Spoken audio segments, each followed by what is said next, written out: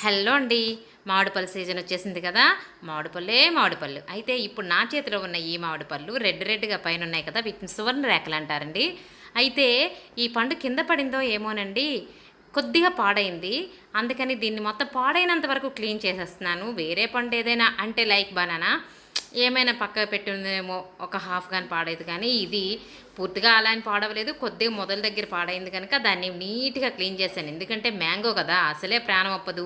మరీను mango KG రూ. 100 కేజీకి ఎన్ని తూగుతాయిరా బాబు అంటే 3 పళ్ళు పెద్దవైతే 3, చిన్నవైతే 4 అంటున్నాడండి. అంటే రూ. 33 పెట్టి ఒక్క మ్యాంగోని కొని తినాలా? అలా తింటున్న సమయంలో ఇట్లా పాడైపోతే దాన్ని పడేయాలా? ఆహా! ఎంత బాధ మనకి.